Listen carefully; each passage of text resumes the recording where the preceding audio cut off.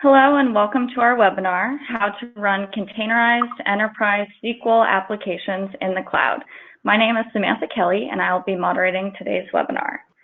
I'm joined here by Joe Leslie, Senior Product Manager at NuoDB, and Murat, VP of Products at MayaData.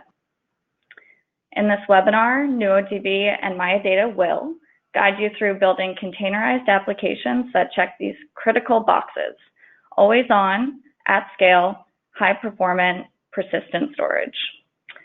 At the end of the webinar, we'll open up for some Q&A. But before we begin today, I would like to review a few logistics. Our webinar will last around 45 minutes. The webinar will be recorded and the video and slides will be available for replay as soon as possible. Attendees will be muted during the call. However, you may submit questions at any time during the presentation using the questions box in the GoToWebinar control panel. So with that, I'll turn it over to Joe. Great. Thank you, Sam, and welcome everyone to our webinar. We're very excited you've been able to join us, and we look forward to spending most of this next hour reviewing the NuoDB distributed SQL database solution along with MayaData's OpenEBS software-defined storage solution and how the two work together we're going to demonstrate a live presentation of the two products working together in OpenShift version 3.11. So that's what's coming up just a little later in the presentation. That's most of our focus. But before we move to the demo, both myself and Murat will spend about 10 minutes each reviewing our companies and our product solution, which will just set you up better for the demo itself. So with that, I'll go ahead and get started and start with a little backdrop of some of the challenges that really all of us are facing, right? All of us in companies are constantly facing challenges of keeping up with our customer demands and behaviors and preferences. We're all familiar with the Kodak company, right? A one-time giant in film and the camera industry, but it's now becoming a name that's quickly being forgotten, and it's simply because they weren't able to keep up with the preferences and desires of their customers. And what we saw was that technology quickly changed their climate so much that they were unable to adapt to the change. Likewise, Capgemini, this sort of brings it home as well, points out a 15-year trend that continues to this day, that half of the companies in the Fortune 500 since the year 2000 have either gone bankrupt, been acquired, or ceased to exist. And much of this has to do with digital innovation, and it's just shaking the core. And for many companies, we have to look for ways to make sure that we can keep up with the advantages that are available in our IT world, and it becomes a way that our companies can increase margins and improve our competitiveness. Because in the end, we're all looking to service our customers faster and basically provide more reliable systems. And well, how can we do that? We know today many companies, I'm sure many of you yourselves, are looking at moving to the cloud, may have already moved portions of your systems to the cloud.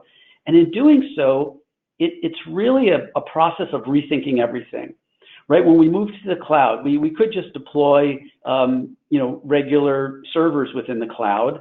But that's really just kind of moving an on-prem into a cloud environment and, saving some costs through cloud computing.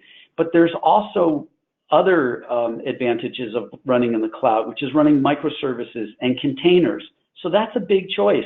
And that may be something that some of your companies are currently exploring now. There's different purchase patterns in the cloud.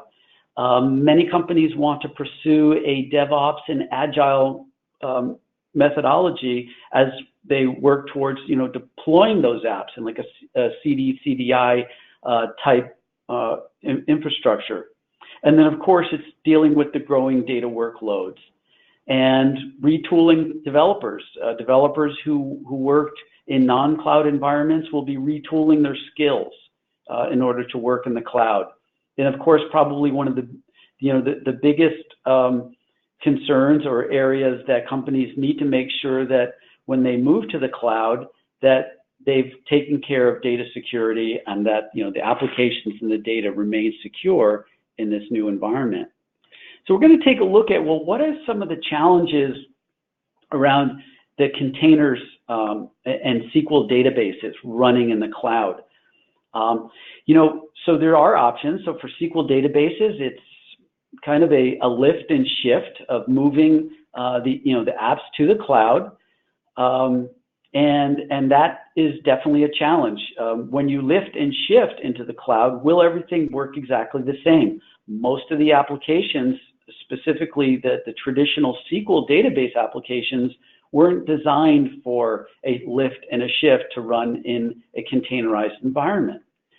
And then there's the performance, the setup of the network, and the storage abstraction layers. We're, of course, going to today focus a lot on the storage abstraction layers and how you can deploy storage easily in a cloud containerized environment using OpenEBS.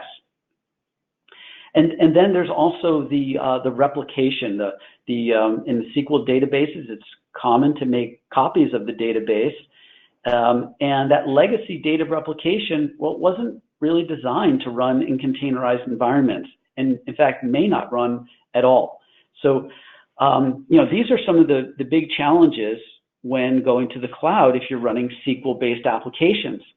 So what's necessary for success? Well, moving to the cloud, what everyone wants is this idea around elasticity, which is the virtualization of the environment. There's the distributed scale out and scale in such that applications can easily meet the demand of an application and then run continuously, right? Always on types of benefits are what many customers look for when they're going to the cloud. But also what they don't want to lose is the SQL capability. They have a large investment in the SQL applications and that they are ACID compliant. They adhere to those ACID properties. They support SQL ANSI standard. And of course, the existing skills and the code are already a large investment that companies want to leverage as they move to the cloud. So, what's the best choice? Well, so if you can keep a SQL database running in the cloud and benefit both from the elasticity and the SQL, then that's a great choice. So what we're introducing is that NuoDB effectively is that SQL database product that allows you to move to the cloud, still gain all of the scale out and simplicity and continuous availability benefits that the cloud apps have to offer, but at the same time, still maintain transactional consistency and durability that SQL databases, production enterprise databases demand. So just a quick intro on NuoDB. We were founded in the year 2010. The management team has a long history of investing and as pioneers in the database industry. Technology is patent. We're a leading SaaS on-prem application, or leading SaaS and on-prem customers are running NuoDB.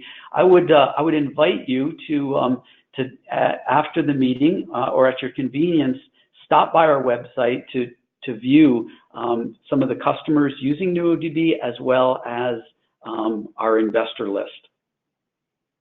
And we're headquartered in Cambridge, Mass. So now I'm just going to do a quick run through of what we're going to see today in the demo as far as some of the capabilities of NuoDB. as I touch upon them here. So again, NuoDB is a single logical database. It's distributed in nature in that we create redundant processes of 3 different types: admin, transactional engines, and storage managers. And once we set them up in a redundant fashion and scale them out, we can handle larger transactional loads.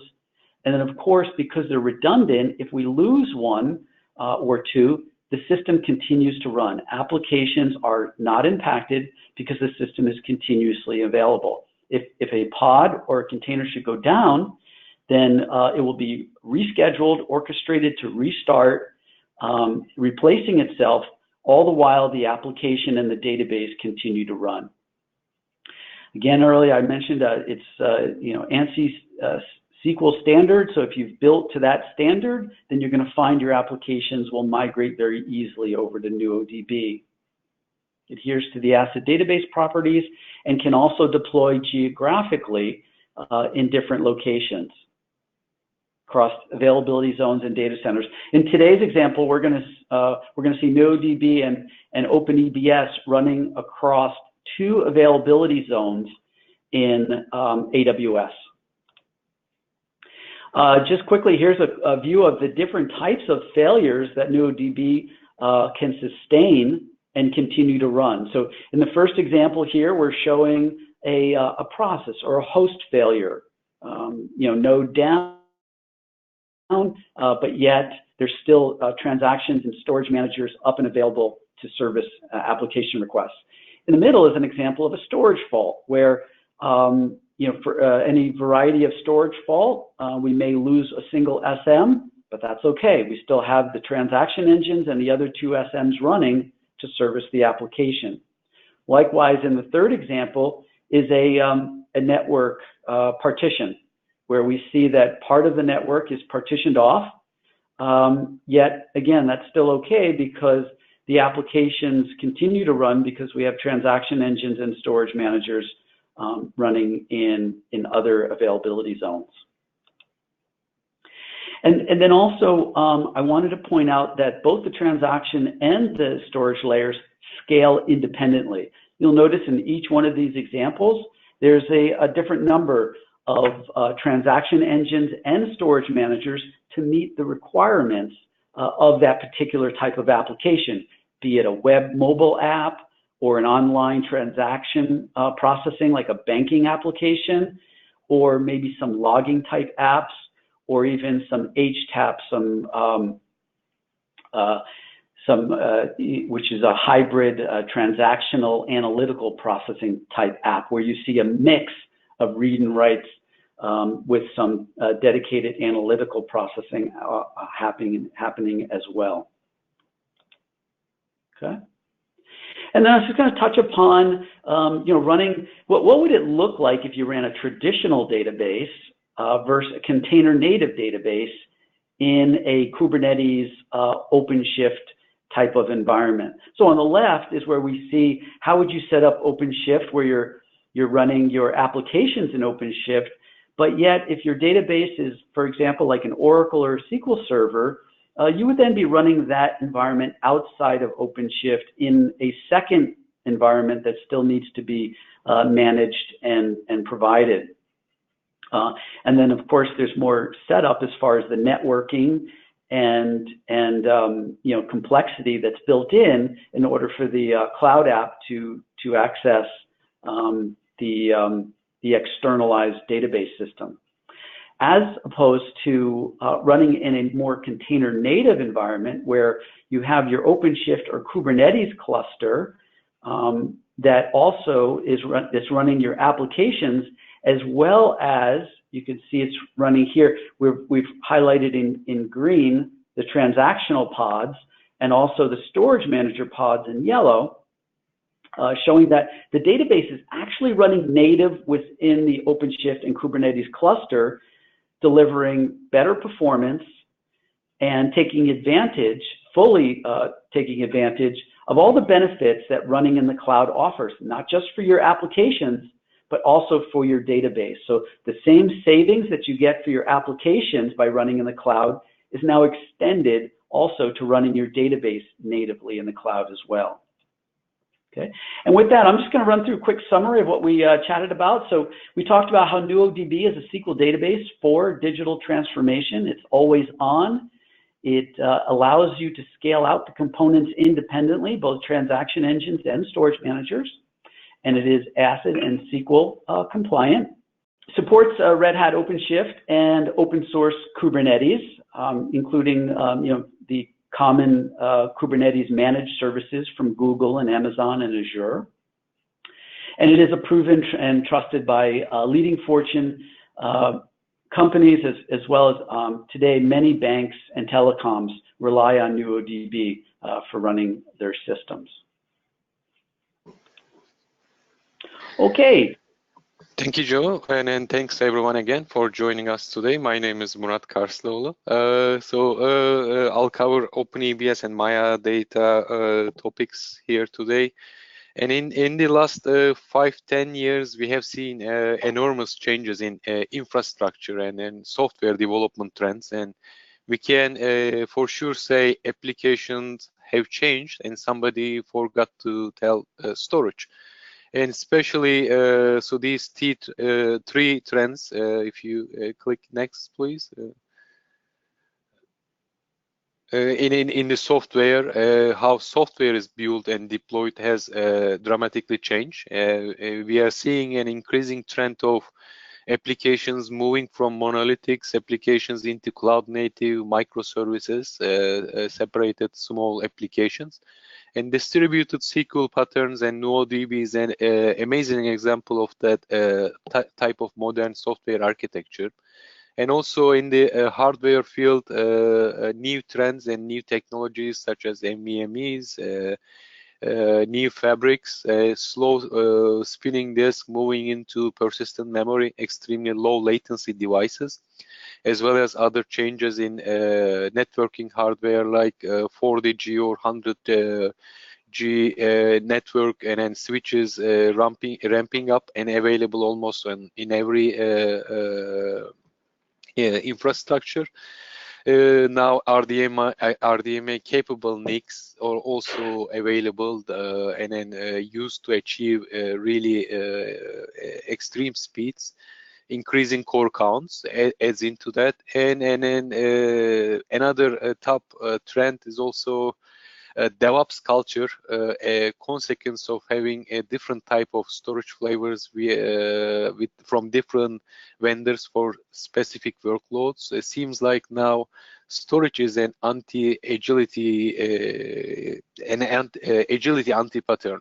New persona requires fast and frequent delivery, and also small teams with specific goals, mostly born in the cloud type of application, CI/CD pipelines, blue-green and or canary deployments. Software delivery also has changed, and infrastructure as code, declarative intent, GitOps, ChatOps. Today, everything is version controlled, and Kubernetes seen as the unified cross-cloud control plane today. Everything in containers, either bare metal or in the VM, and maybe you may say VMs will or may in not so distant future be also managed by Kubernetes as well. So we have seen that last year at KubeCon with some projects. Next, please. And then a bit about MayaData and OpenEBS project. MayaData has been around since 2010. OpenEBS project started in late 2016, but as a company, we have been using containerized storage way before Docker was popular in BSD. We have a global team with deep understanding knowledge in storage, DevOps, SaaS, and managed services. Headquartered in San Jose, California, with a large development office also in Bangalore with great top-tier investors. And then today, a little bit over 2.5 years since we started OpenEBS project, we have now a large community behind OpenEBS. and also another project that we started, chaos engineering, called Litmus, also growing. Very active Slack community, 10,000s of clusters deployed currently with OpenEBS Live. Still actively growing community also. And most recently, a week ago, we have also made a proposal to Cloud Native Compute Foundation, CNCF, to get OpenEBS into Sandbox, which will accelerate the contributions. And today, OpenEBS has around 400 contributors, which 350 of them are external. Next slide, please. And more about OpenEBS itself. As I said, currently leading open source project in a new category. We created container attached storage. OpenEBS itself is also cloud native and built on top of Kubernetes, using Kubernetes as an orchestrator, like all the application it supports. We say it's not a clustered storage instance, rather a cluster of storage instances, because again, supporting the facts that the new hardware available, we don't really need to put disks or systems together and cluster together to be able to achieve high IOPS numbers, and then with NVMe storage class memory, and we can easily get all more than even millions of IOPS in a single box.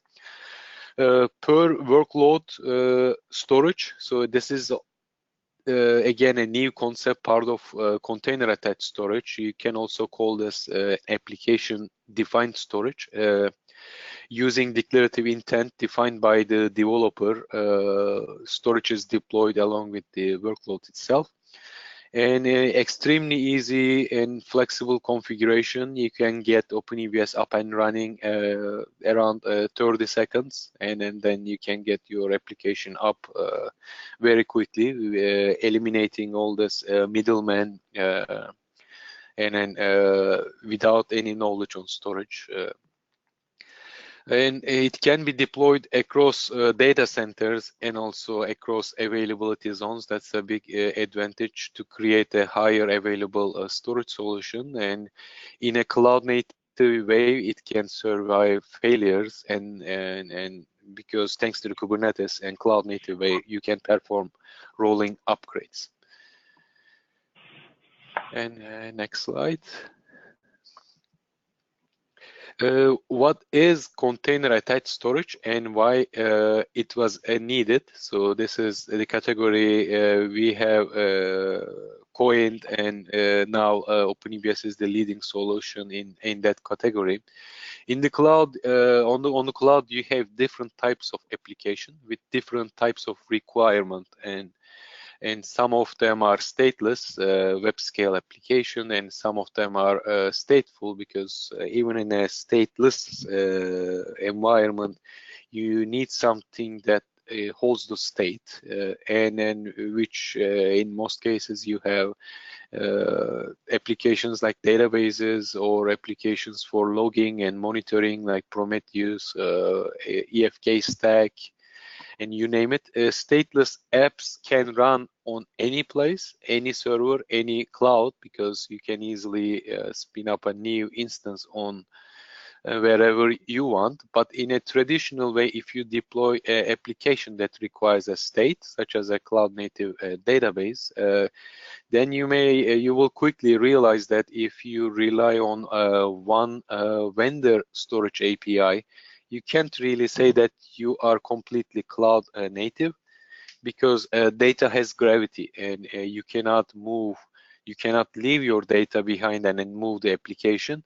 So you need to abstract the storage, and that's where CAS comes into play. So we have created a storage solution that is built cloud native way, like all your new generation applications using microservices architecture.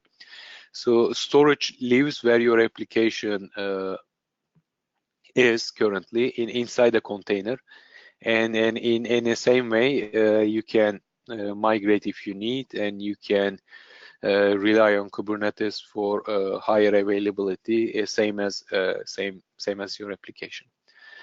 And next slide.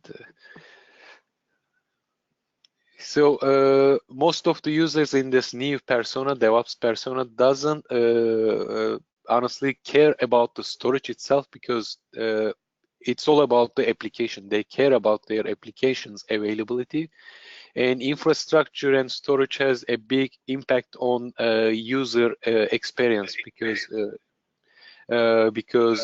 how it is configured, how it performs, how some cloud login may also play a role here. So if you again rely on one API, then you may need to change your workflow to migrate vendors from one vendor to other, and also platform flexibility to be able to provide all with combined with your application. You need to think storage and an application operations in one bucket. And next, please. So to be able to create a database as a service like experience, today this bar is set by cloud vendors, and user expectation is very high. And you can say my data is just there, accessible via NuoDB command line tools, and then works without me needing to do everything, or even thinking about storage versus database. Why would anyone want to run database in their environment and manage it, as opposed to relying on cloud provider services? First of all, in many environments, this is something we can also tell from the usage, OpenEBS usage. You have types of applications, and you have a different application that requires different type of database as well. So you don't have one main probably solution. You have different smaller groups or development groups that they want to deploy their own application, and in different stage of the pipeline.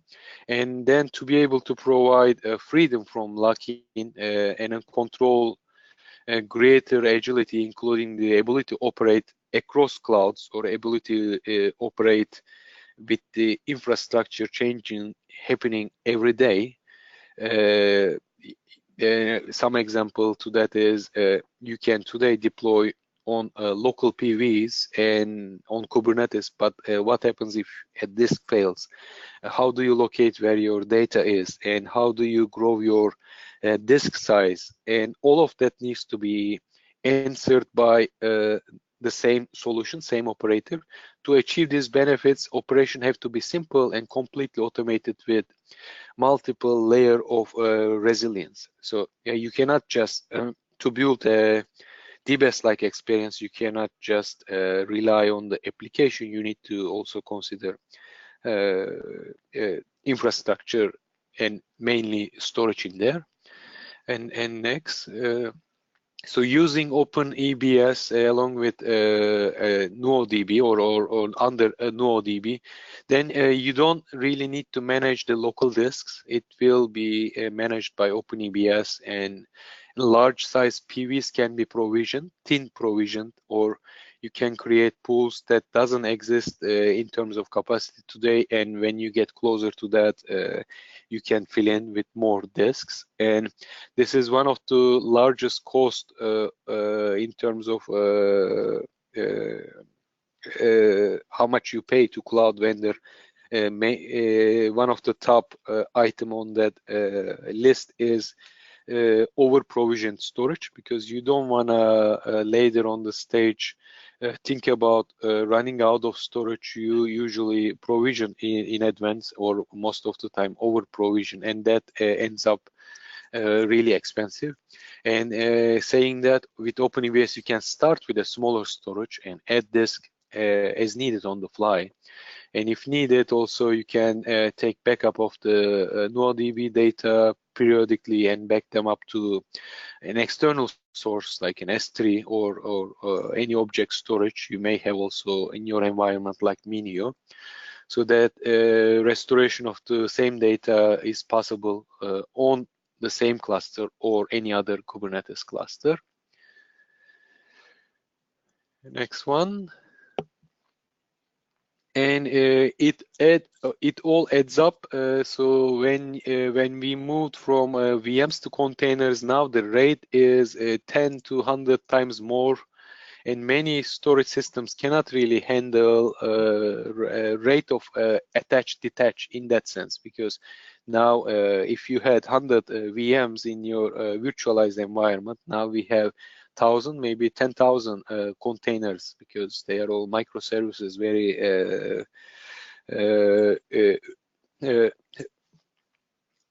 easy to spin up.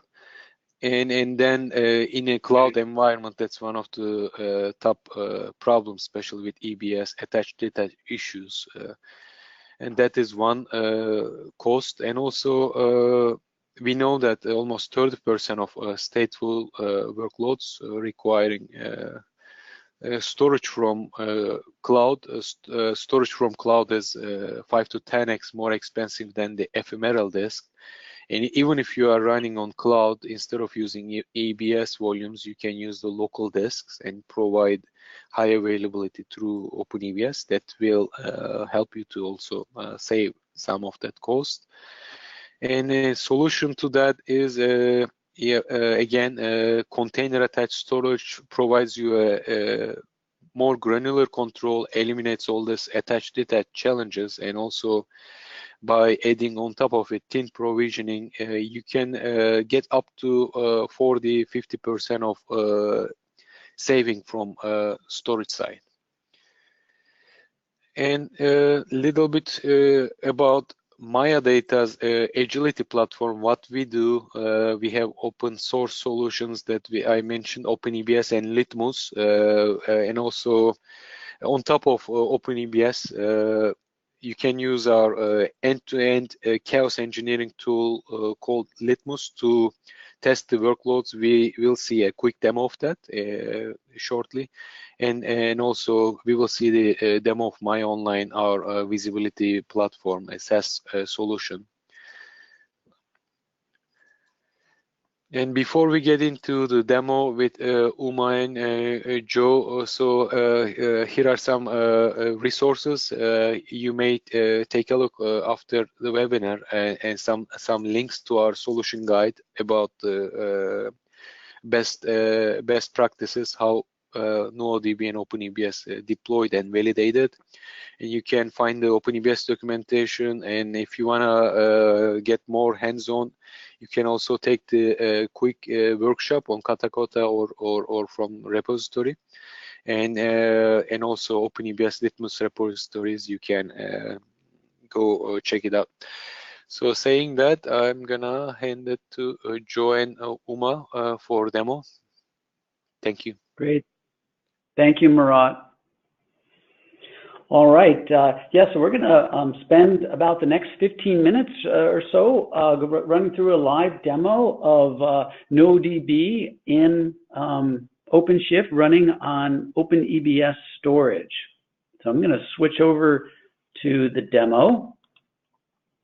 And so for those of you that are familiar with OpenShift, this is the OpenShift 3.11 platform. I'm running the community version, OKD, and what you see here is you see, well, what I mentioned earlier was NuoDB is made up of 3 different process types. There are admin processes, and those are indicated here in the stateful set under domain, where we see that we have 2 zones, A and B, and each one of them is running 3 NuoDB admin processes. Well, why are we running so many admin processes? Well, the reason is for redundancy. And because it is a distributed system and it's quorum-based, NuoDB will be maintaining majority. So if we have 3 admins in each zone, we can actually afford to lose 1 admin pod in each zone, and the database domain will still continue to run. So it's a lot. So you see a lot of redundancy in this system because what we're trying to create is resiliency. That in the event of failure, as failure will occur, that the database and the applications continue to run. Moving on down the screen, NuoDB also deploys with a visual monitor, NuoDB Insights. So I have an Insights pod that's running. Actually, we can jump over at any time to view the running system in Insights. This is NuoDB Insights. It's showing that there's one transaction running and 2 storage managers. And we're currently running somewhere around about 1,000 transactions per second. Jumping back to OpenShift, I mentioned there are 2 other process types. There are transaction engines noted here with the pod that starts in TE-A and TE-B. That means that I have one transaction pod in A and it is running, and I also have a transaction pod in B, but I have not activated it yet. I have 2 storage manager pods running on OpenEBS storage. So I have SM-A and SM-B. That means a storage manager is running in A and one is running in B, and the database name is called test. To generate our load, we're using a familiar YCSB. This is the Yahoo Cloud Servicing Benchmark. It's a standard benchmark for SQL applications in the cloud, and I'm currently running one pod in zone A. But what we'd first like to demonstrate, and before I go on to the demonstration of scaling out NuoDB, moving to the lower part of the screen, we see other resources. These are actually the OpenEBS storage pods, both the control pod and the storage pod itself. Likewise, if we were to, in OpenShift, we choose storage, we can see more detail about the NuoDB storage pods that are running the persistent volume claims that are running on OpenEBS storage. Okay, so let's go ahead and scale out. We'll pretend that we need to increase our application. We're bringing on another 1,000 users, and we're going to bring them on in another availability zone. So I'll go ahead and start up more load. Okay, I'll start 2 pods here, and we'll start another pod in A. But now that I've increased my application, I'm going to need to also increase the NuoDB transactional throughput. So I'm going to do that by activating a transaction pod in zone B, as well as increasing another transaction engine in A. In fact, we'll run 2 in each. So using the OpenShift interface, it's actually quite easy to manage and scale the system. So I'm now running 4 transaction engines, and we've started, we now have 4 YCSB pods running. If we go back to NuoDB, we'll now view the system as it's running. This needs to update. Can I increase my refresh? Okay, and we're starting to see the scale out happening now. You'll notice the yellow line has gone from, if you recall, we had 1 transaction engine. It now indicates that we have 4 transaction engines running. The YCSB pods are now starting to run their additional transactions, and we just saw a huge step up in the number of transactions that the system is processing. We've nearly just about doubled the number of transactions, and it'll eventually hit a steady state. As those pods start up, each one is starting 10 application jobs against the database. So as they start and run SQL, we'll see more and more transactions running against the system. The NuoDB Insights monitoring screen also has other screens to give you more detail about the number of rows being updated per second, the number of connections that are currently running, and you can see down below, more detail and zoom in if you wanted to see, exactly what's happening on your system. Okay, I'm going to go back to the main Insights panel, and then go to our OpenShift main panel. And so now we've seen how we can scale the system out, but now let's start to look at how we can simulate what failure might look like in your environment. Let's say you lose a pod or several within the system. So I'll go ahead and choose within A. I've zone A. I have 3 admins running. I'm actually connected to one of them over here. This is pod A0. Okay, and what I've executed here is I'm running a new CMD show database command, which shows the number of active admins along with my database. And when I rerun this command, it will update with our latest configuration, right? Because we've now added several more transaction engines. But now we can afford to lose some processes. So, let's go ahead and we'll kill a process to show how OpenShift helps orchestrate recovery for both NuoDB and OpenEBS as they're servicing the database. So I'm going to choose A1, and I'm going to delete this pod.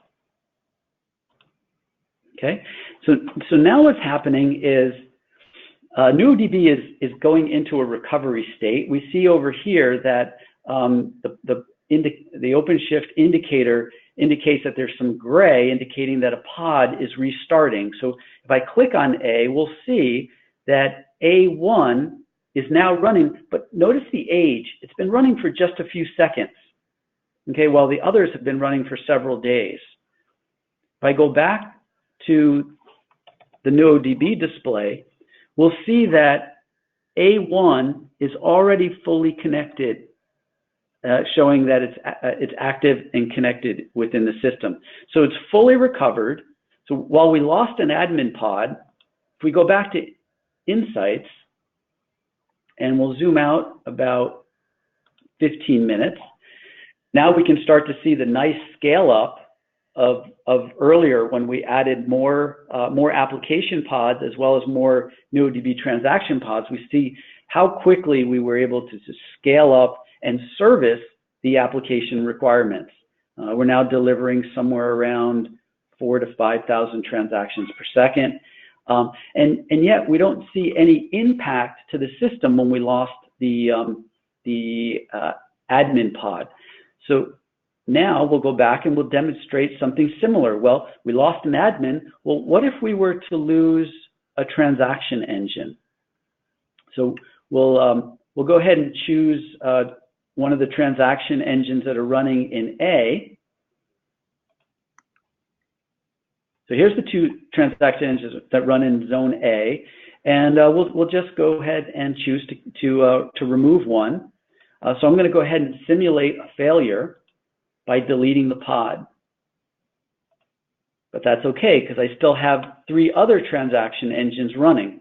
So now what we would normally see is if we're dropping a transaction engine, and if each transaction engine is contributing some amount of transactions per second to the system, we would expect that while the transaction rate may go down proportionally, what's important is the applications in the database remain up and running.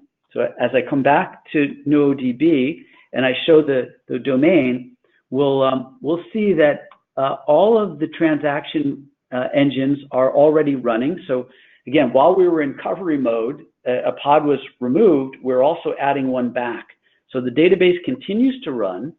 If we go over to Insights, and if we look at the last, we'll just look at the last 5 minutes, we're still seeing quite a steady number of transactions that are occurring. So there was very, very little impact in this case when we dropped a transaction engine, because the other 3 transaction engines were picking up the transaction load. And likewise, if we move down to the storage, we can go ahead and remove a storage node. So again, these storage nodes are backed by the OpenEBS storage. And if I click on a storage manager, let's see. We have storage manager A that's running in zone A. And we can go ahead and click and delete this pod. And now we've just deleted half of the storage pods, right? We had 2, but that's okay. We have another. Each one represents a full copy of the database. So we're now saying that this container is now going to restart itself. Okay. So again, we're in a recovery mode, but also adding another pod. So while that pod is restarting, we'll just take a quick look at NuoDB running with this situation where we're seeing that that storage manager is now in a requested shutdown mode because we shut it down. And while it's recovering, we'll step over to Insights, and we'll take a view at Insights. And we'll notice that the storage process count, now storage manager, is no longer 2, it's now 1. And we're going to see that the database transaction rate is basically continuing. Because the other storage manager is running, we would expect to see very little impact at all to the actual transactions per second. Because those running transaction engines will just connect up to the existing storage manager and process their transactions. Okay. So we'll just the actual process to bring that storage manager back online means that it will need to sync with the other storage manager.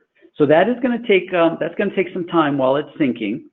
So we'll let that sync, and we'll come back later. And Uma, how about now is a good time to switch over to take a look at Litmus? Sure. Thank you, Joe, and thank you, Sam. Yeah, I think we're able to see the screen.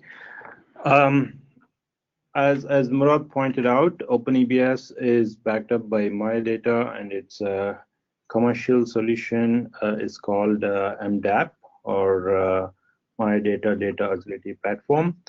It's got 3 pieces along with support from MayaData.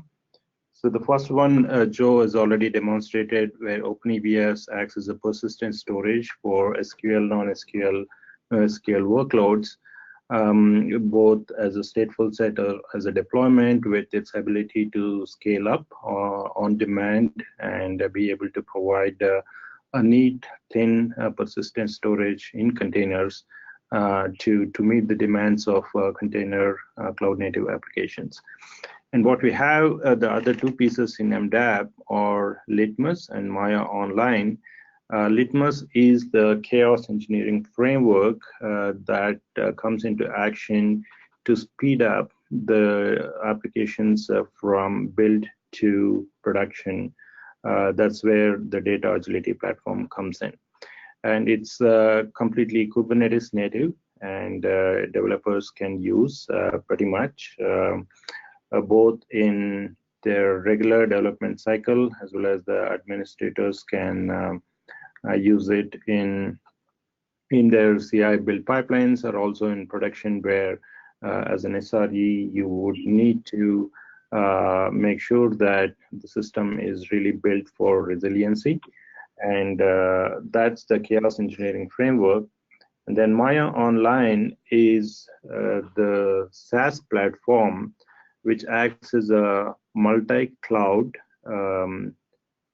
visibility as well as a data management platform for all the Kubernetes clusters that the company or enterprise is managing.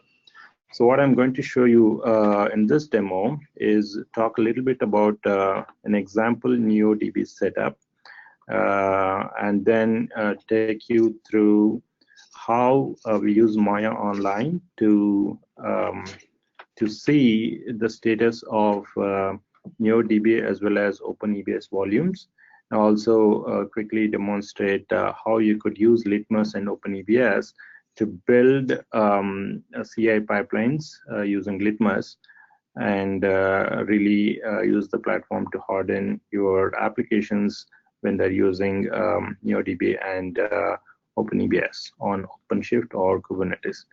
So here is a quick typical view of the production system. The demo setup that I have is pretty close to the production system, where the instances of NuoDB as well as the storage are running across availability zones.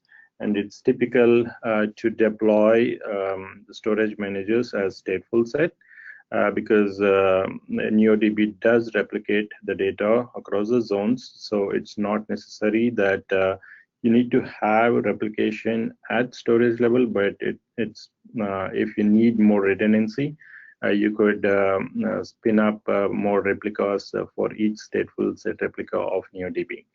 And typically, one advantage of OpenEBS pool, as indicated already, is you could really build EBS-like storage platforms or solutions on-premise data centers or Kubernetes clusters to make the container storage in a EBS similar fashion to all other applications, including, for example, NuoDB. Right, so that's where the pool, the concept of pool comes in, and then the volumes or the persistent volumes (PVs) are really the thin storage controllers that have the capability to control various storage policies, including the QoS, as well as authorizations and upgrades, all other snapshotting, cloning.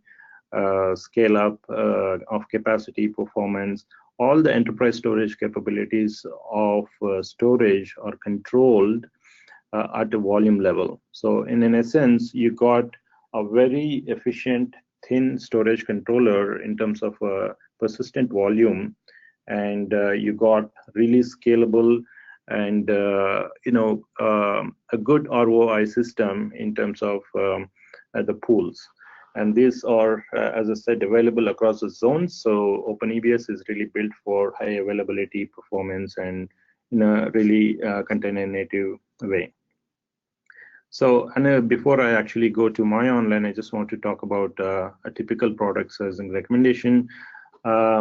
Here, because storage is going to be the bottommost layer, and OpenEBS does do a smart caching of the data. So it's good to give a good enough memory for the pools, and typically, a minimum of 32 GB nodes are needed for OpenEBS, wherever OpenEBS is running. And as you scale more volumes, there's going to be more data being pumped. So it's recommended that you keep good enough memory for your storage to be running. And with that, let me just show a typical example of how Maya Online would look like. So this is the cross-cloud control plane for many of the Kubernetes clusters that I'm managing, for example, here. So you could connect the Kubernetes clusters from anywhere, from any platform, or from any cloud or open data centers. Right, so here I have my OpenShift cluster running in our lab. It's called workload OpenShift cluster, and as you can see that all the applications that are stateful in nature, which are using OpenEBS, come together automatically. And as a platform, you would have the visibility in terms of topology, which I'll take in a bit. And the monitoring is it's like a hosted version of Grafana as well as Prometheus metrics together. That stack is available on a per volume or per application level. And what's more important, as you seek to get support from MayaData, as well as to get a good debugging view of your entire production system, you need logs and alerts.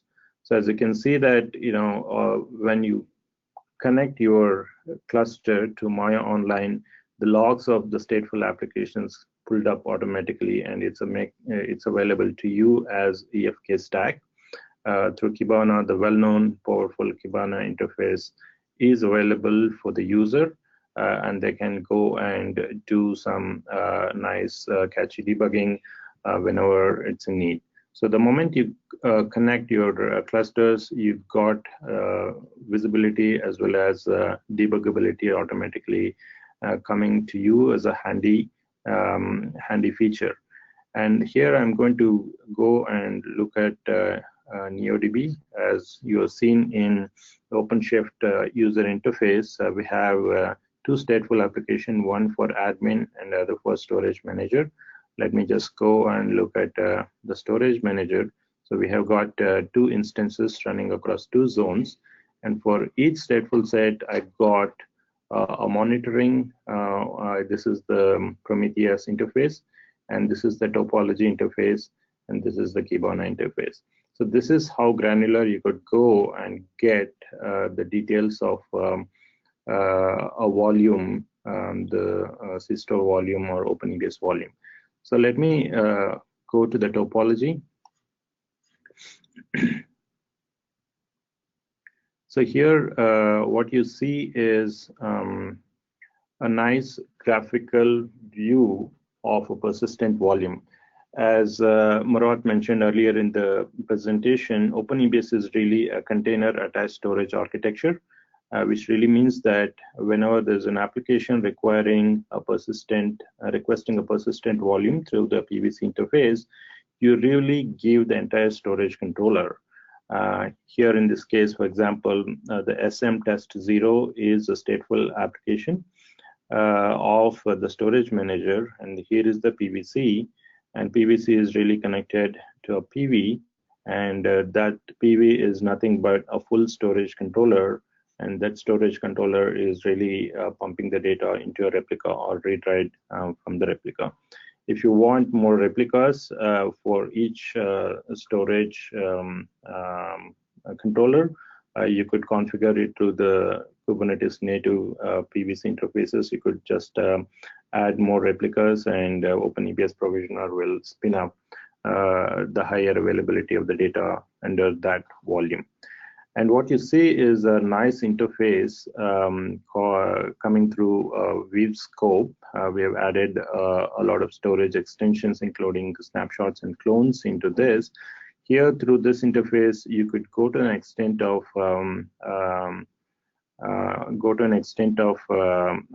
browsing various resources. Similarly, you have a monitoring platform, as you can.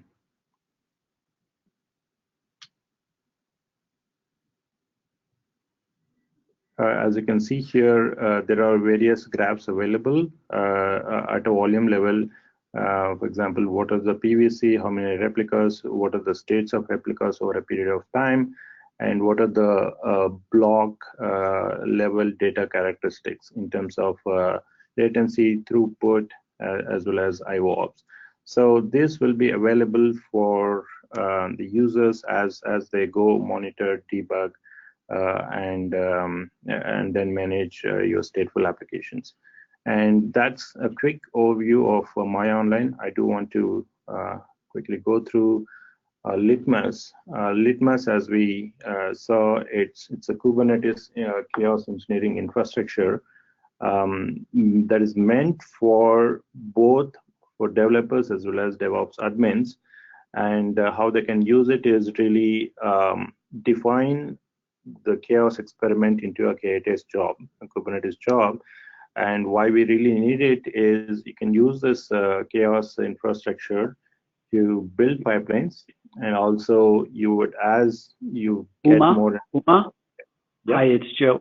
We are at the end of the hour. I think it would be good. I think what we could suggest is for those who would like to have deeper presentations of the products and demonstrations, that we can certainly schedule those. So the presentation will be made available, and our contact information is included within the materials. Sure. So with that, yeah. So sorry, we did run over a little, but we showed a lot of great content today. So Uma and Murat, want to thank you both for joining, and want to thank everyone for participating in our webinar today. Appreciate your time, and again, the materials will be sent out. Great. Anything else? All right. No. Great. Thanks, everyone. Thanks, everyone. Thanks, everyone. Yes. Bye-bye.